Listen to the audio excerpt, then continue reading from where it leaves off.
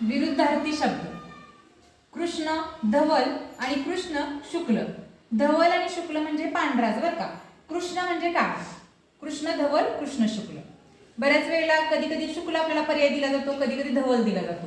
त्यामुळे दोन्हीही पर्याय आपल्याला माहित असणं गरजेचं आहे. त्यानंतर खंडन मंडन. खंडन म्हणजे खंडित करणं, मंडन म्हणजे मांडणं.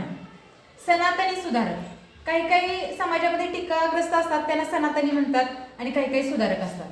ते बरोबर विरुद्धार्थी शब्द आहेत. सनातनी सुधारक. चोर साप हे आपल्याला माहितच आहे. कृतज्ञ आणि कृतज्ञ. कृतज्ञ म्हणजे केलेले उपकार जाणणारा आणि कृतज्ञ म्हणजे केलेले उपकार न जाणणारा. अग्रज आणि अनुज. अग्रज म्हणजे आधी जन्मलेला, अनुज म्हणजे नंतर जन्मलेला.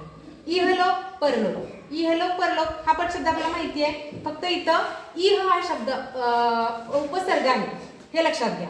कधी कधी आपल्याला इथं हा इह उपसर्ग चुकतो. परत उपकार अपकार. उपकार अपकार मध्ये काही काही वेळेला परोपकार हा पण पर्याय असतो, त्यावेळेला आपण तो परोपकार पर्याय लिहितो, पण तो चुकीचा आहे. उपकारचा विरुद्धार्थी अपकारच आहे. आगंतुक आमंत्रित. आगंतुक म्हणजे अचानक आलेला पाहुणा, आमंत्रित म्हणजे आमंत्रण देऊन आलेला पाहुणा. आगंतुक आमंत्रित हे